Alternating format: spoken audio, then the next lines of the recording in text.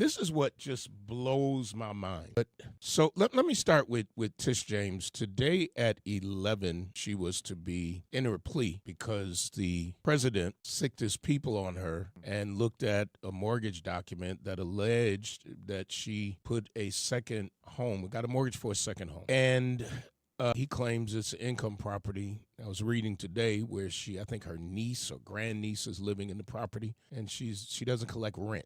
So it can be her second home.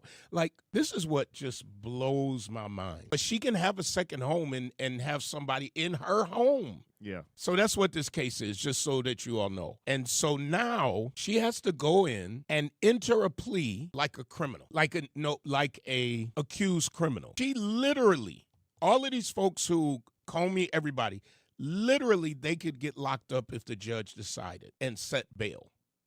January 26th, though that could change, Walker said the proceeding should last roughly 5 days. James was released on her own recognizance, thank goodness. Yeah. In remarks outside the courthouse after the proceeding, James thanked supporters who were chanting, "We stand with you," and had gathered for her arraignment. She said their support strengthened my spirit. Quote, "This is not about me. This is about all of us and about a justice system which has been weaponized, a justice system which has been used as a tool of revenge and a weapon against those individuals who simply did their job and who stood up for the rule of law, and a justice system which unfortunately is being used as a vehicle of retribution." This is outrageous. It definitely is, and I opened the show talking about the indictment of the NBA players and coaches yesterday, and involvement with crime families, and it just makes you think that and we know this, like, no one's above the law. So if you did something wrong, absolutely, or it's alleged you did something wrong, should have your fair trial. That's what the Constitution says.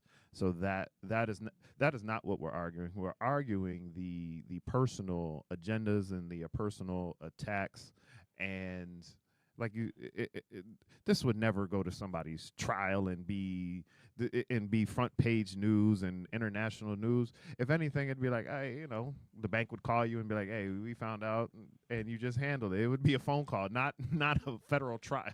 Well, Shuki says, and I agree with her, we are all confused, and I think that's the point, like a game of three-card Molly, and I agree, and I think everybody keeps saying this. At the end of the day, I think this is all smoke screen and mirrors.